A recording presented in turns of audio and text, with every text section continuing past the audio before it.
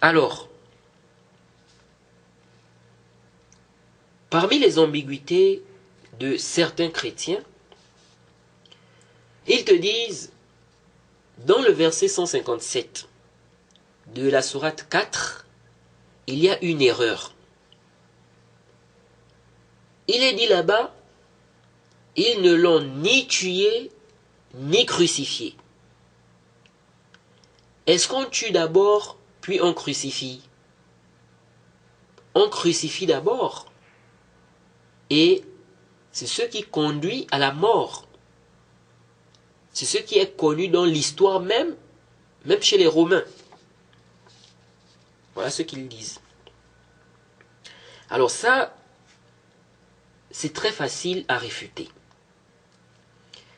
Tout d'abord, qui vous a dit que ce qui est voulu ici, dans le verset, c'est une chronologie dans les faits? Allah a mentionné la parole des Juifs, qui est « Nous avons tué le Christ », donc le Messie. Le Messie. Parce que le Christ ici, c'est, je crois c'est tiré du grec, si je ne me trompe pas. Parce que j'ai entendu quelqu'un qui a dit non, c'est pas, comment dirais-je, c'est pas la traduction du Messie. Non, que ça n'a pas le même sens dans les dictionnaires, non? Quand vous regardez dans les dictionnaires la traduction du mot Christ et la traduction du mot Messie. Vous voyez. Donc, Allah a mentionné la parole des Juifs, qui est donc, nous avons tué le Christ, donc le Messie. Donc, il a voulu réfuter cette parole. Et il a donc réfuté. Il a réfuté. Il n'a pas dit au début, ils ont dit, nous avons crucifié le Messie, ou bien le Christ, pour qu'il commence forcément par la crucifixion. Vous voyez, imaginez-vous, il dit au début, ils ont dit, nous avons tué le Christ, Jade, ou le Messie. Et il réfute en disant, ils ne l'ont pas crucifié. Vous voyez un peu ce que ça donne? Oui. Ce n'est pas que ça ne se dit pas, mais par rapport à l'éloquence. Donc qu'ils ont dit, nous avons tué le Christ, ou le Messie, c'est tout à fait éloquent, normal, qu'ils réfutent en commençant par infirmer cela, au lieu d'infirmer d'abord la crucifixion, qui est un moyen qui conduit à la mort. Vous voyez. Après, il a infirmé également le fait qu'il est crucifié.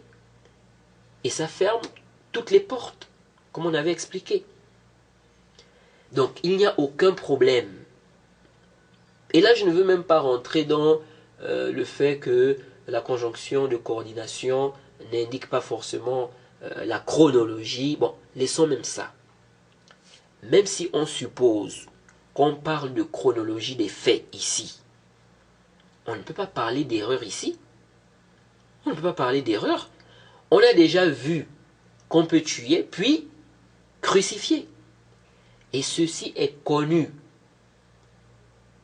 Et cela est fait en guise d'humiliation. Et pour que ça serve de dissuasion à ceux qui voudront faire telle ou telle chose pour laquelle,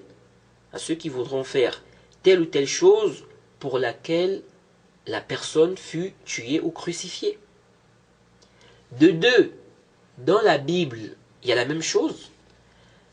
Deutéronome 21, verset 22, on nous dit ceci. Quand un homme aura commis quelque péché digne de mort, et qu'on le fera mourir, et que tu le pendras à un bois. Donc, la pendaison est venue après cette phrase-là. Et qu'on le fera mourir, et que tu le pendras à un bois. Son corps mort ne demeurera point la nuit sur le bois. Ça, c'est dans la Bible. C'est dans la Bible. C'est venu également dans la Bible, toujours, Josué, 26, au verset 10. Il est dit ceci: après cela, Josué les frappa et les fit mourir. Point virgule. Josué les frappa et les fit mourir. Point virgule. Il les pendit à 5 arbres. Et ils restèrent pendus aux arbres jusqu'au soir. Donc la pendaison est venue ici après la mort. Ça, c'est dans la Bible. Ça, c'est dans la Bible. Donc, selon votre règle, il y a des erreurs ici. Il y a des erreurs dans la Bible. Eh oui. Ensuite, les chrétiens s'argumentent souvent du livre Tarikh, histoire. Le livre d'histoire de Josephus al-Yahudi. Al-Yahudi. Joseph le Juif. C'est un historien connu. Mais il dit quoi dans son livre-là, Tarikh, à la page 274? Il dit ceci: les Romains crucifiaient ceux qu'ils tuaient. Il dit quoi? Il dit dans son livre-là, les Romains crucifiaient ceux qu'ils tuaient. Fin de citation. Donc ici, on nous parle de crucifixion après quoi? Après la mort. On dit les Romains crucifiaient ceux qu'ils tuaient. Donc ici, ça veut dire qu'ils tuaient d'abord, ensuite, ils crucifiaient. Ils crucifiaient ceux qu'ils tuaient. Et c'est clair. Donc, on peut très bien tuer puis crucifier. Comme on peut simplement crucifier jusqu'à la mort. Vous voyez. Donc, il n'y a aucun problème. Et un message aux musulmans, il ne faut pas douter sur ce sujet. Le Coran est clair. Allah était clair. Isa n'a pas du tout été tué. Il n'a pas été crucifié. Allah l'a élevé vers lui. Il a été élevé au ciel. Pendant que nous parlons, Isa est vivant. Il n'est pas mort. Et il va revenir. Il va revenir. Donc il ne faut pas douter, il ne faut pas être dans des doutes. Et ceux-là aussi qui sont trompés